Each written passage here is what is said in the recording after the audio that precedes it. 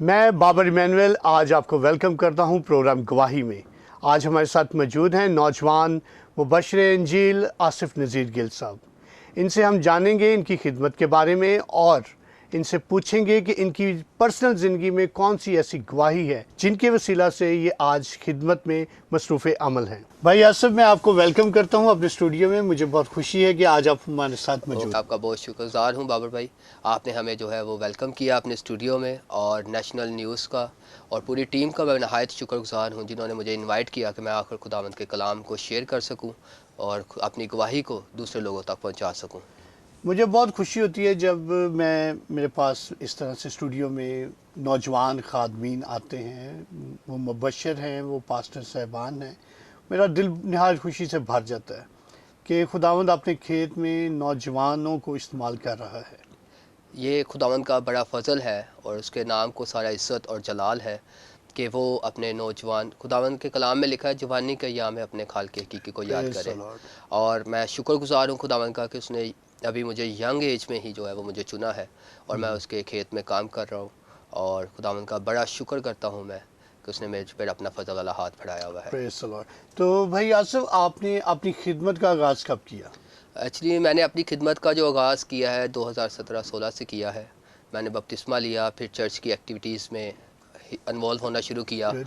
उसके अलावा फिर मेरे जो रूहानी बाप हैं पास्टर नईम चांद साहब, उनकी बड़ी जो है वो मेरी ज़िंदगी में एक बड़ा अहम रोल है। उन्होंने मुझे सिखाया कि किस तरह मुझे मसीह में आगे बढ़ना है, और उनके साथ मैंने एक संडे स्कूल मिनिस्ट्री जो है वो रन की 4 साल as a finance as a Sunday school teacher, जिसमें हमने जो है वो काफ़ी बच्चों को जो है वो सिखाया और उन्हें खुदा के पास लाए, और आज वो जो है एक अच्छे मसीही नौजवान बने हुए हैं। Praise the Lord. तो अभी आप अपनी खिदमत असेंबलीज ऑफ गॉड के साथ ही कर रहे हैं? मैं स्टार्ट से ही assemblies of God, Pakistan assemblies of God का मेंबरशिप हूँ। मेरे वाले साहब को 35 साल हो गए हैं असेंबलीज ऑफ गॉड के साथ, और मैं भी, मेरी पूरी फैमिली असेंबलीज ऑफ गॉड की मेंबरशिप है हमारी उनके साथ। और गाहे बगाहे खुदावंद जहाँ कहीं मुझे मुबशराना तौर पर इस्तेमाल करता है, मैं वहाँ पे खुदावंद के नाम को इज़्ज़त और जलाल देता हूँ।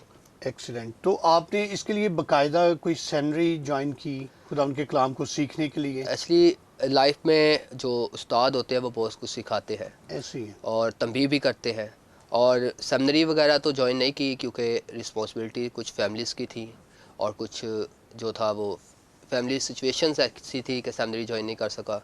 पर खुदावन ने सिखाया अपने कलाम को पास्टर्स के वसीले से, अपने रूहानी उस्ताद के वसीले से। और ये 13 अगस्त को मैंने फिर जो है वो एक सर्टिफिकेट जो है मुबशराना तौर पर ब्लेसिंग का लिया है। ठीक है। वो किसी इदारे से या मतलब कि आपके? एक्चुअली वो रेवरेंड है पास्टर यूसुफ साहब, मियाँ मीर में उनका जो है वो चर्च है। उन्होंने उनका 13 अगस्त को हमने प्रोग्राम करवाया योहानाबाद एप ब्लॉक में, तो वहाँ पे उन्होंने मुझे ब्लेस किया और मैंने उनसे जो है सर्टिफिकेट हासिल किया। खुदावन ने मुमकिन किया कि मैं उनके वसीले से ब्लेसिंग पा सकूँ। तो आसिफ भाई, कोई आपकी खादमाना ज़िंदगी में या उससे पहले कोई ऐसी गवाही जो आप हमारे व्यूअर्स के साथ शेयर करना चाहें जो उनके लिए रूहानी जिस्मानी तरक्की का बाइस हो? एक्चुअली गवाही, जिसके पास बेटा उसके पास गवाही है, प्रेज़ द लॉर्ड। और जिसके मेरे पास खुदावन यसु नासरी है, और मेरी ज़िंदगी में बड़ी सी गवाहियाँ हैं। और जो मुझे बड़ी गवाही ये है कि खुदावन ने मुझे 3 बार जो है वो ज़िंदगी के मौत के मुंह से निकाल कर मुझे जो है वो बाहर निकाला है। एक मौका ऐसा आया कि बचपन में मैं 2094-95-96 की बात है कि मैं एक गटर में गिर गया जहाँ पे मैं इतना उसके अंदर था और मेरा ये चेहरा सिर्फ बाहर था, और खुदावंद के फजल से मेरा हाथ वहाँ पे बाहर कहीं चीज़ से अटक गया और मुझे किसी ने बाहर निकाला। खुदावंद ने तब ज़िंदगी दी। उसके बाद 2011 में मुझे टीबी हो गई, लंग्स का प्रॉब्लम हुआ, तो उसमें भी खुदावंद ने मुझे 9 माह में सिखाया। मैं बेड रेस्ट पे रहा, मेडिसिन यूज़ की, तो खुदावंद ने 9 मंथ के बाद मुझे उठाकर खड़ा किया, और खुदावंद ने फिर मुझे सिखाया कि तूने मेरे साथ ताबेदारी में खिदमत में चलना है, मैंने तुझे चुना है। उसके बाद खिदमत स्टार्ट की, फिर थोड़ा सा गैप आया। खुदावंद ने पिछले साल 23 अप्रैल को मुझे फिर सिखाया कि आसिफ तू मुझसे दूर है। फिर मुझे 23 या 22 अप्रैल को हार्ट अटैक का इशू हुआ, और खुदावंद ने फिर मुझे तंबीह की कि तूने मेरे साथ चलना है। तो खुदावंद का शुक्र है, उसके बाद अब तक मैं रेगुलर खुदावंद के साथ हूँ, और मैंने अपने रिलेशन को खुदावंद के साथ बिल्कुल ऐसे जोड़ा हुआ है कि मैं बता नहीं सकता। Praise the Lord. और मेरी ज़िंदगी में ये बड़ी गवाही है। और ये लास्ट 2 मंथ से पहले मैंने खुदावंद से प्रेयर की कि खुदावंद 3 बार तूने मुझे मुँह से निकाला है, 3-4 बार। तो अब जो है वो, जब तक तेरा काम मेरी ज़िंदगी में पूरा नहीं होना, जब तक मैं अपनी खिदमत पूरी नहीं कर लेता जो तू करवाना चाहता है, तू मुझे कुछ नहीं करेगा। ये ज़िंदगी आमीन। ऐसे ही रहेगी। तो खुदावंद का शुक्र है, 2 माह हो गए हैं, मैं हार्ट की कोई मेडिसिन नहीं खा रहा, कुछ भी नहीं कर रहा। खुदावंद का शुक्र है, 2 माह में मुझे हार्ट का थोड़ा सा भी प्रॉब्लम नहीं हुआ।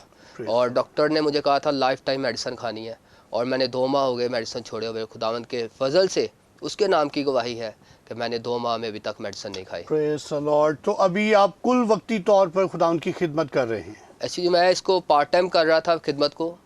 सुबह के टाइम मेरी जॉब थी, अभी जो है वो थोड़ी जॉब स्किप हुई है, तो मैं अभी 4-5 दिन से फुल टाइम ही खुदावंद में खिदमत कर रहा हूँ। और घर में बाइबल स्टडी, प्रेयर वगैरह, और जहाँ पे खुदावंद ले जाता है खिदमत के लिए मैं जा रहा हूँ।